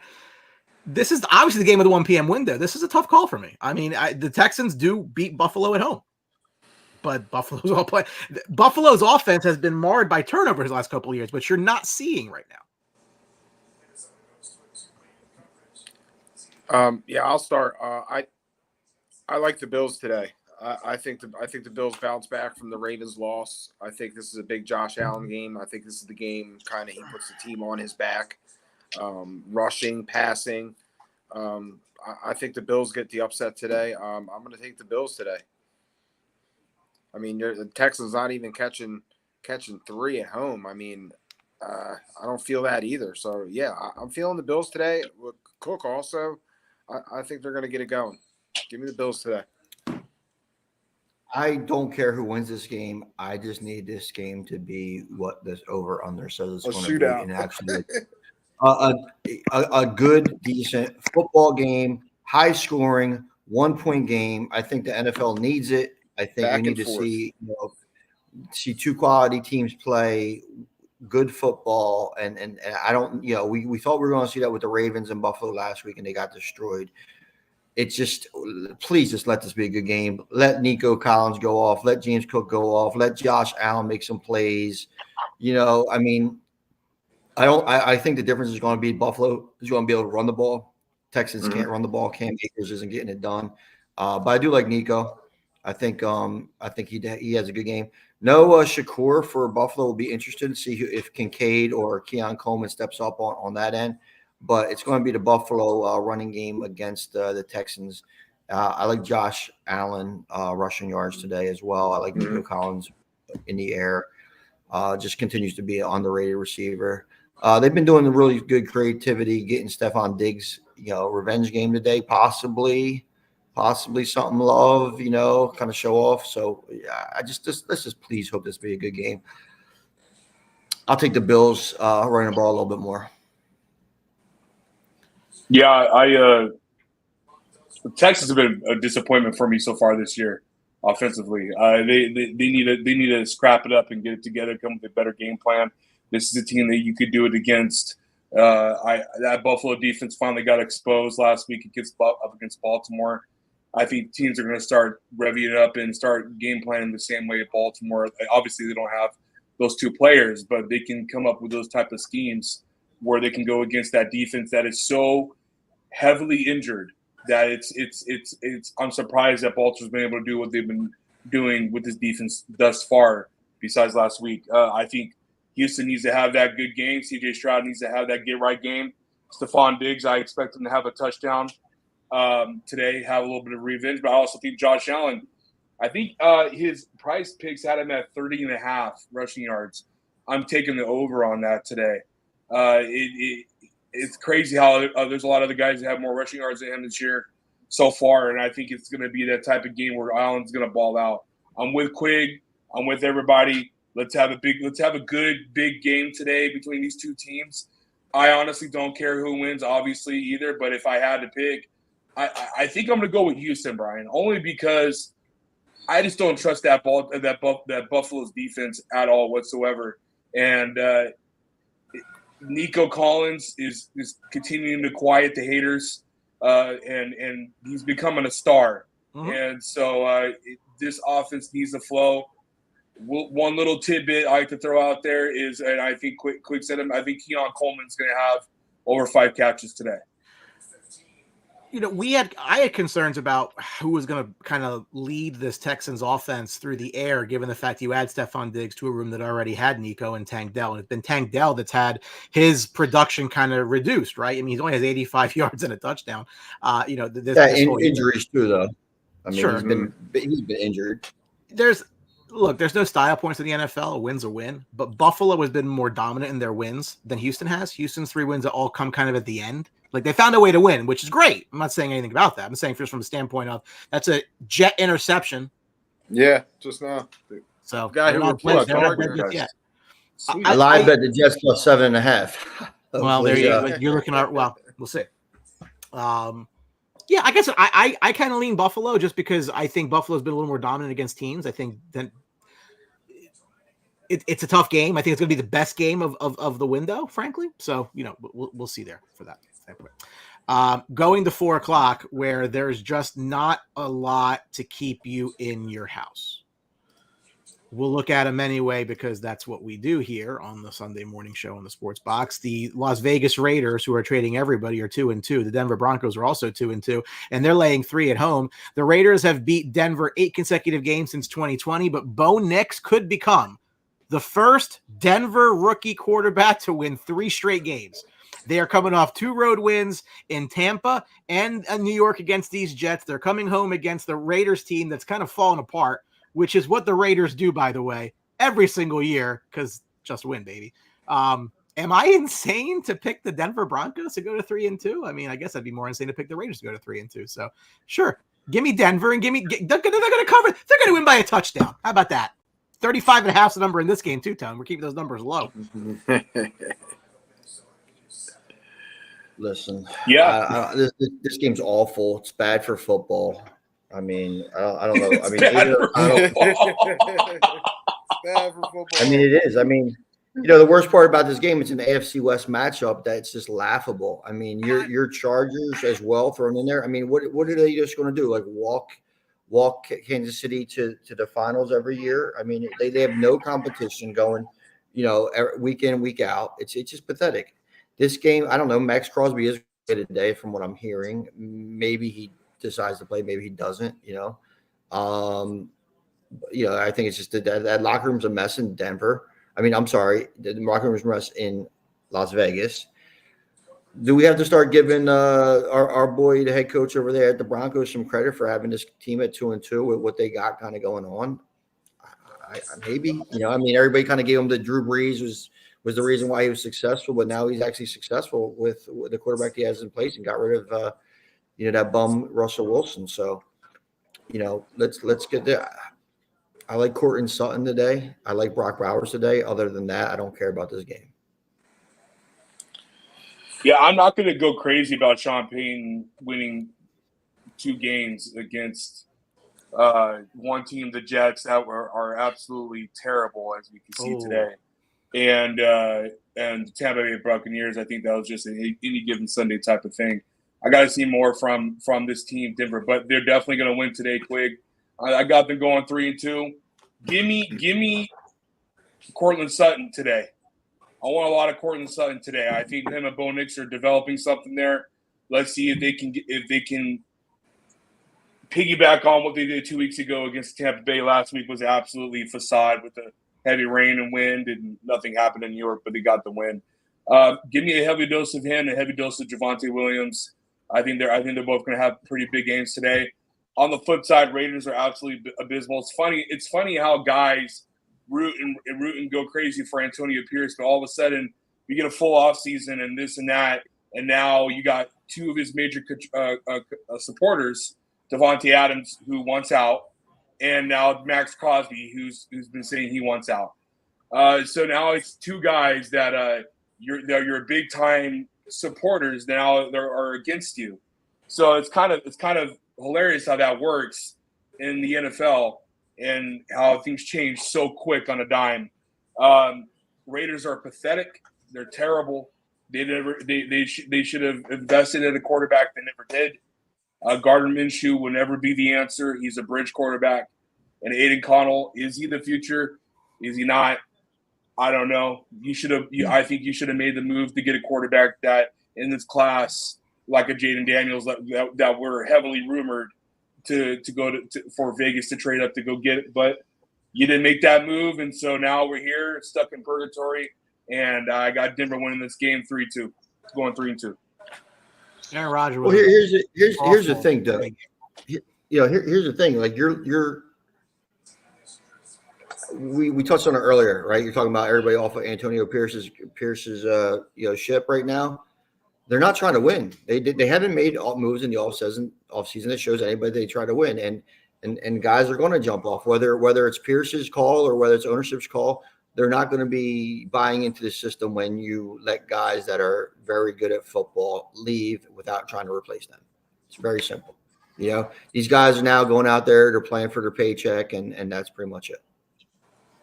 Yeah, the Derek Carr thing that would never make sense to me. The Raiders letting him go makes no sense to me whatsoever. It's the Raiders. Well, and I mean, we know that Derek Carr isn't the next coming of Tom Brady. That's for sure. But he's also a very solid NFL quarterback, and just to replace him without having any kind of plan to replace him, maybe they're hoping there was enough turmoil in Dallas that they wouldn't sign Dak. And there were some rumors before Dak signed a contract that the Raiders were going to go after him. Maybe they put too many of their eggs in that basket, but that would be a foolhardy mistake. But quick, you still could have waited though. Even if you think Dak was going to come, if you thought that, you still could have kept Carr. You could have. It goes back to the whole point of like, why would you make that move to go get this player to then trade away or get rid of the quarterback you can't play with? Like, what are you doing?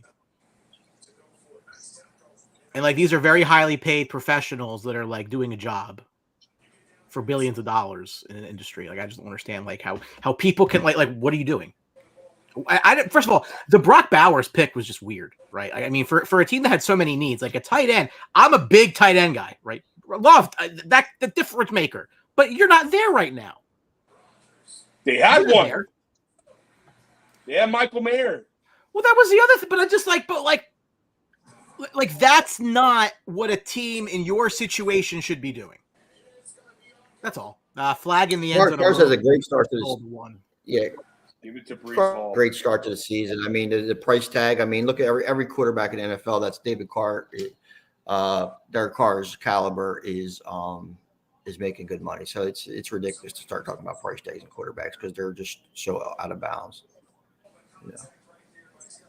I mean, Jalen Hurts on for $255. He's a motivational speaker. Yeah, I mean, him and Tony Robbins could go on tour together. Win as many football games. Maybe that's to replace Sirianni, Living in a van down by the river. R.I.P. He's so good. So good. Javonte Williams touchdown today, anytime, plus 170. Broncos to 3. All right, can we get away from this game? Sure. Cardinals going to San Francisco, 1-3. That's a Garrett Wilson touchdown. We're going to be 20-17 soon. 1-3 at the Niners, 2-2. Niners laying a touchdowns over 48.5 is the number. Marvin Harrison Jr.'s touchdowns, he had 4, tied for first with Justin Jefferson. Jordan Mason, who clearly was a high draft pick by how he's producing, 447 rushing yards. That's the second most in any 4 games of the year with San Francisco, behind Christian McCaffrey's 459. Maybe it's the system, not the player. Just a thought. Cardinals have been impressive at one. I mean, I know they're 1-3, right? Like, how impressive can you really be? But you got to like what you've seen out of the offense. I mean, they're playing well. Trey McBride's been okay. He hasn't been who he was last year. 3-point game across the pond with 6 minutes to go. Yeah, I get this whole thing with McCaffrey and the Cavs is just weird to me. Like he was supposed to be fine up until week 1, and then I drafted him, and then not so much. It's fine. But you got to win today, right? I mean, as impressive as I think the Cards have been offensively, this is not a game I expect them to win. I've seen the Cardinals win this game. They've played the Niners fairly well. I think the number's too big today, so I'm going to take the Cardinals plus 7. I think that Kyle Murray's got the offense going. I think Harrison's got 4 touchdowns in the first 5 games.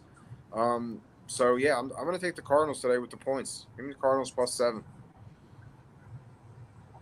Yeah, I see. I would love to see the Cardinals win this game just for shock value and to make the NFC West even more confusing as it already is, as stated.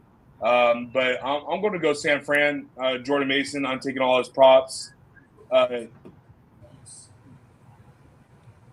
I want to see what this offense identity is for Arizona. They had a great first drive last week, and that post out to Marvin Harrison was beautiful, and then all of a sudden they just fall flat, man. I just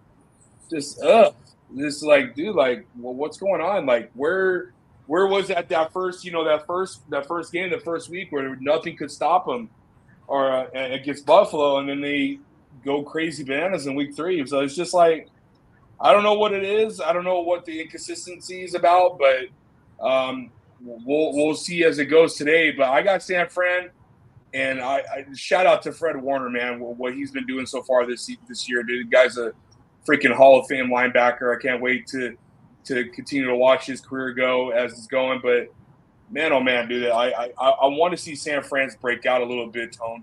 I want to see that offense get going. And yeah, I got the 49ers winning this one, boys. What the Cardinals did last week was weird, really, really weird. Like we talked about. I mean, you're talking about only putting up 14 points against Washington. They just couldn't convert on third down. I mean, that's the bottom line. They were 4 for 11 on third down. They couldn't make the play when they needed to make the play. Marvin Harrison, 4 receptions tied for first. With Justin Jefferson, that's great. I think he had 3. I think he had 2 in 1 half, and then another one, and it's just. And he was pretty much ineffective. He's not had a complete full game where he's had a good football. Trey McBride was out last week. He's back this week. I think that's a huge get. Although he was questionable with a little rib injury, that's going to be a big difference. I think that he's a comfort blanket for Murray, and that might kind of help with that third down conversion issue because he just wasn't there. I just think the 49ers, though, they're just going to be able to do what they need to. Cardinals did go back to the run, which was a little weird, having a 100-yard rusher when you get blown out last week. But I just think with Purdy making the right decisions, I think, back-to-back home games for the 49ers. I think this is just something that 49ers take home. I'm not laying the 7, though. I think this game is going to show a little bit of fight. I think Cardinals are going to try to kind of just face, and we're going to see what kind of player Kyle Murray is, down the stretch. But I do like the 49ers to win a close game.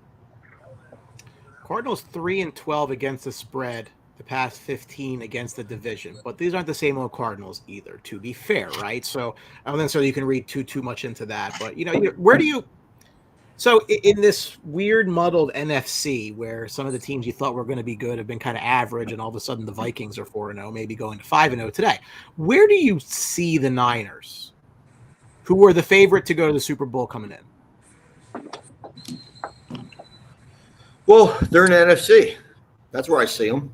So I mean, they have a chance, just like more. They have more of a chance than most teams in the NFC.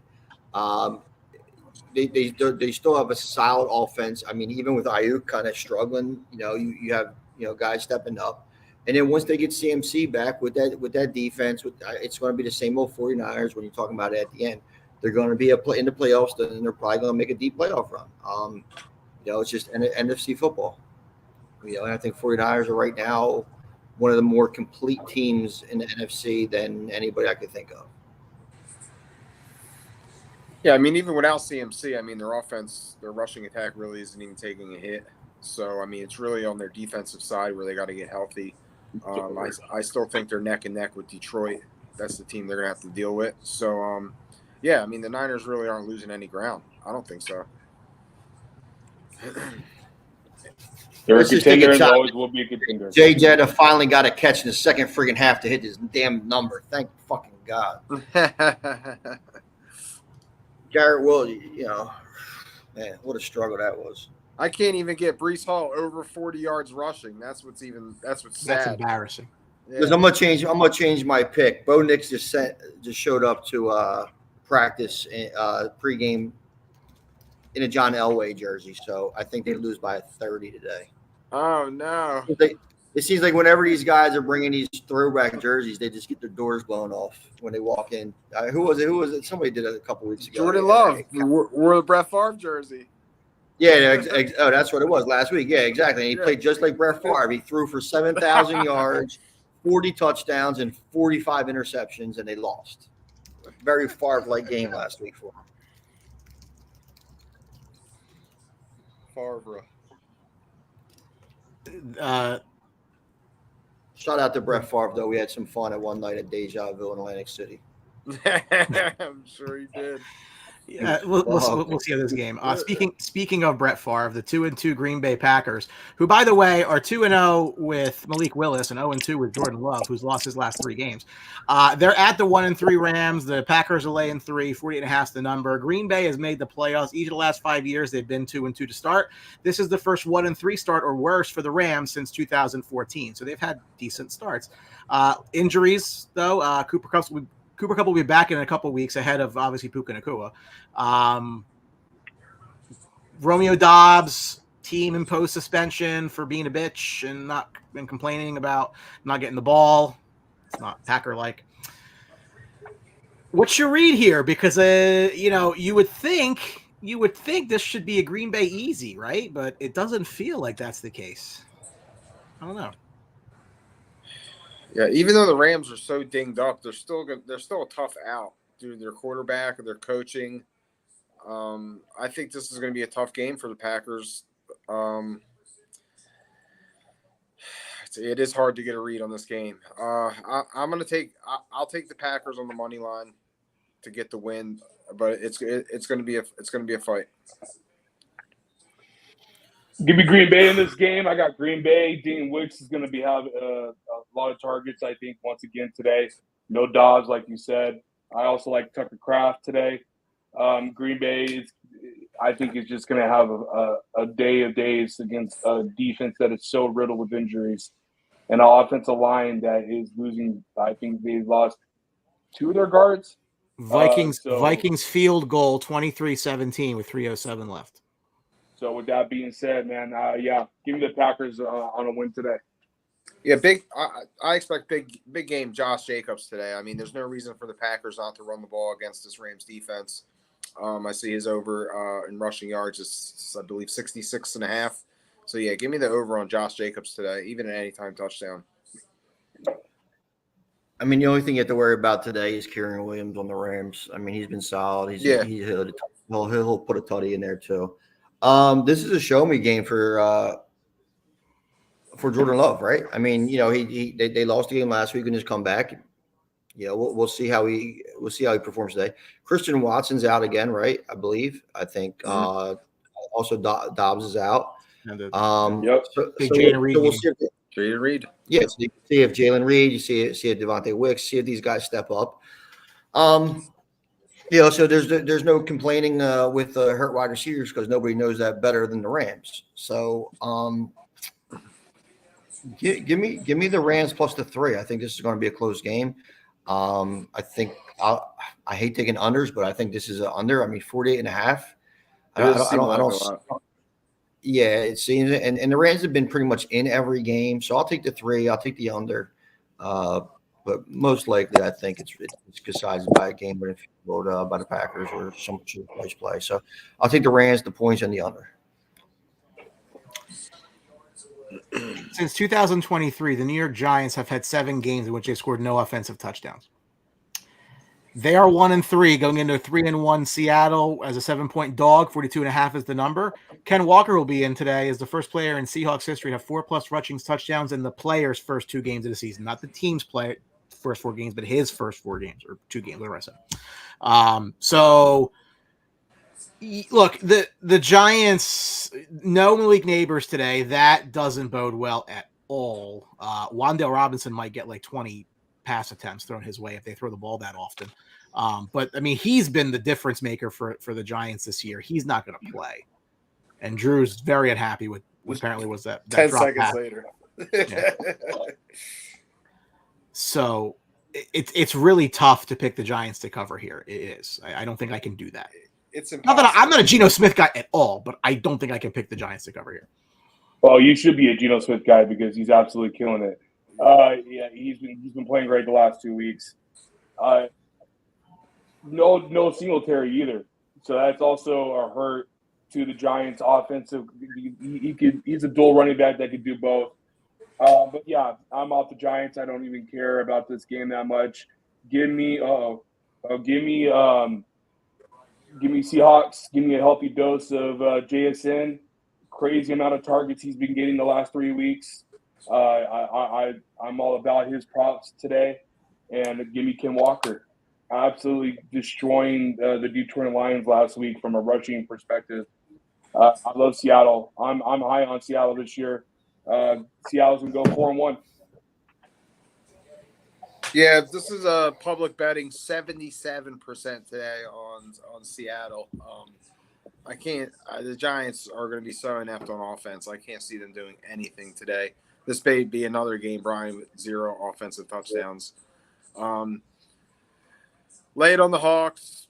The Hawks props. I love DK anytime touchdown. I love DK over on his receiving. I think he's been eating with Geno this year.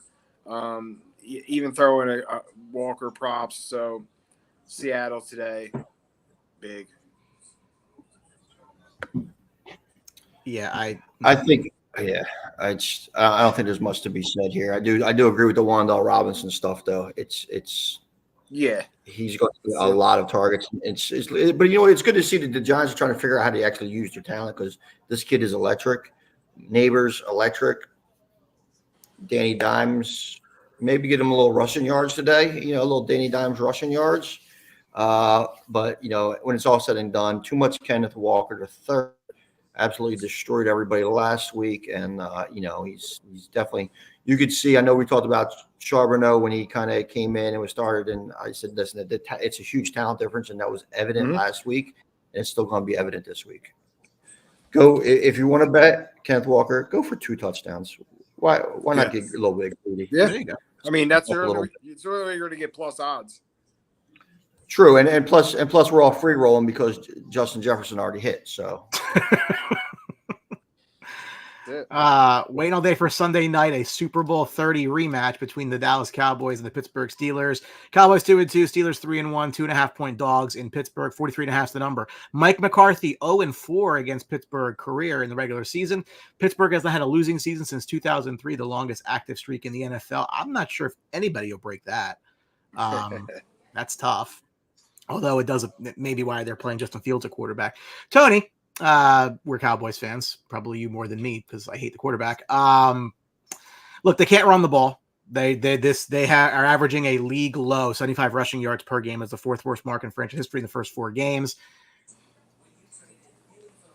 But it's not as if I expect their defense to falter today. It's up against Justin Fields, right? So they'll have their opportunity. The question is, can they have enough of a passing offense against the Steeler defense, which is excellent, to overcome the fact that they can't run the football?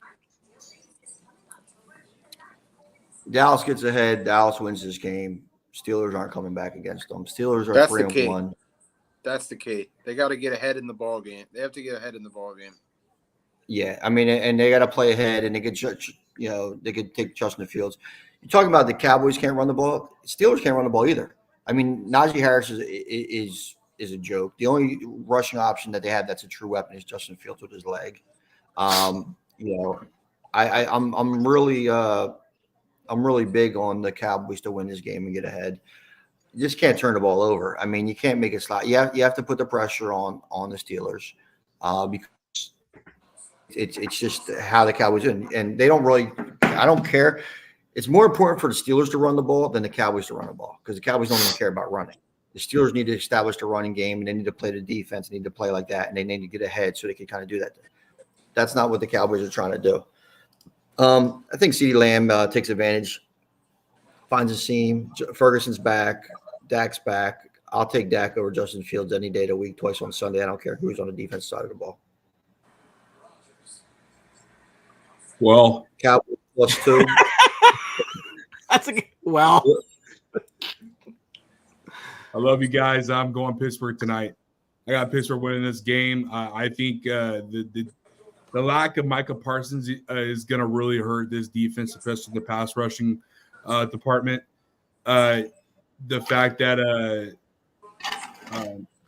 Diggs is kind of banged up. I know he's playing. It kind of gives me a little bit of an alert and an issue. I think Pickens is going to have a big game today. I think Fields is going to have a big game today. And I'm with you, Quig, on the lack of rushing from Pittsburgh.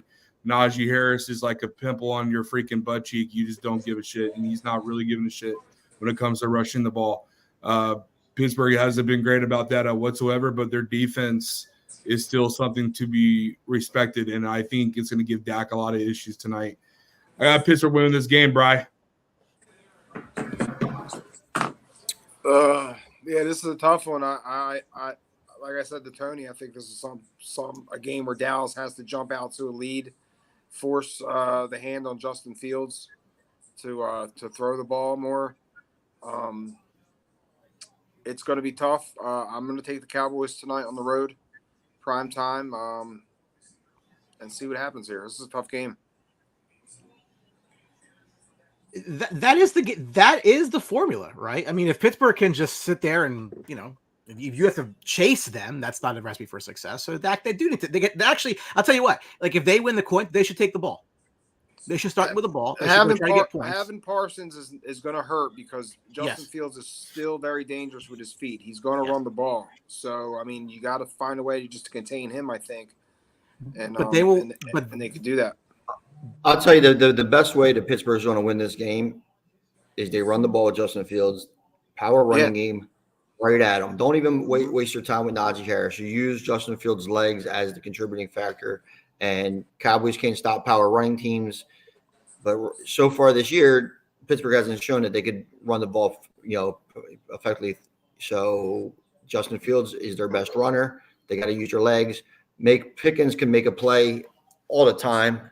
I just don't know if they can make enough of those plays or enough of those Justin Fields runs to actually keep up with Dallas. I think Dallas wins the game.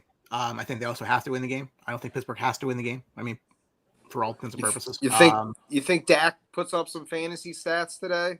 I think he's going to have to. Yeah.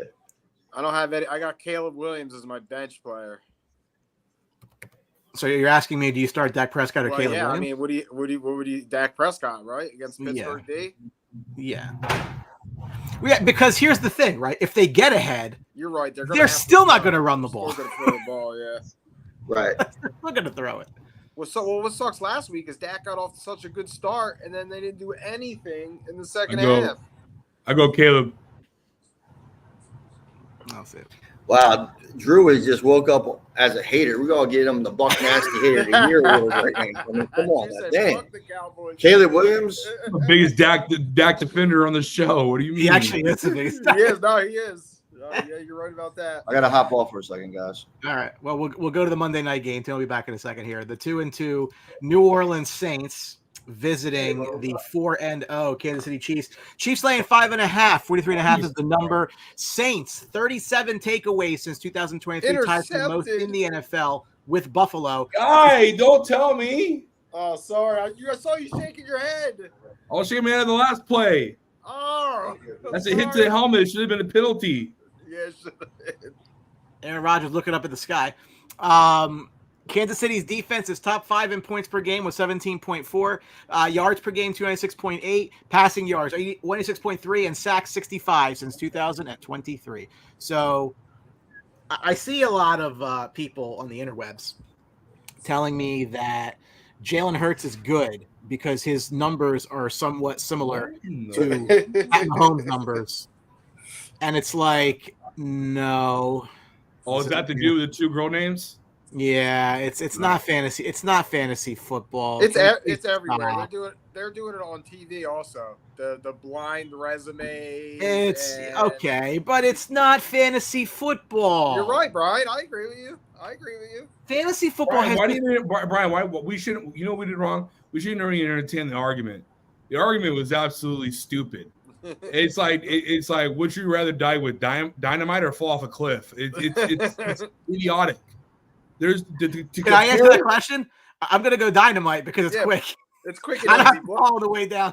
Yeah, to compare a god to a mortal is insane. Absolutely insane. Mahomes is by far the greatest quarterback in this game today. I don't care how bad their offense is playing. Minnesota wins 23-17, by the way. Minnesota 5.5. Jesus Christ. That's amazing. As far as this game goes for Monday night, I have the upset. I'm going New Orleans on this game. I don't know why, but I just feel like it's just one of those things the way the NFL has been this year. I'm going to go New Orleans and give me a healthy dose of a running of Alvin Kamara, catching by Alvin Kamara, and I'm going to give me a healthy dose of their defense. I think their defense is going to cause some problems with Patrick Mahomes and company. I don't know why. Usually I would go Chiefs here, but I just feel like it's just going to be one of those type of days where New Orleans is going to shock the world, I guess, in a sense, and get a win. I'm going to go New Orleans on Monday night. Yeah, Casey's been hanging on all these games. They've been hanging on, getting calls, winning by inches. I think they win Monday night. They're not going to cover this 5.5. I think it's going to be a close game. But, I mean, it's this Kansas City defense that is really to be talked about. They keep them in every game. They make big play after big play on defense. I gotta go, guys. So I think I think this is going to be a tight game. Casey's defense is going to hold off. Saints, give me the Chiefs. Give me the Saints plus 5.5. Chiefs are going to win on the money line. I mean, I can't in good conscience. But I mean, no. Kansas City wins. It's this Chiefs defense, Brian. They're really, really good. They've been really, really good for this run they're on, and they keep them in these games when Mahomes doesn't have good games. Mm-hmm. That's what I'm saying. The numbers don't lie. I mean, they've been really, really good. I mean, that's, but that's again, I'm not gonna fault Patrick Mahomes' defense is good. Like, I'm not gonna take that away from him. All right, no, it's ridiculous. absolutely not. But they're a huge factor when he does not play. When he goes through these streaks where he's not playing well and they're still winning games, it's really because their defense keeps them in it. Yeah. Nah, yeah, I'll take the Chiefs all day. This one, they win the game. I don't trust Derek Carr in that spot at all. So easy there. We got you out with 5 minutes to go before kickoff. Make it a profitable Sunday. Enjoy. We'll catch you next week. On behalf of the boys, have a good Sunday. We'll talk to you soon. See you, gang.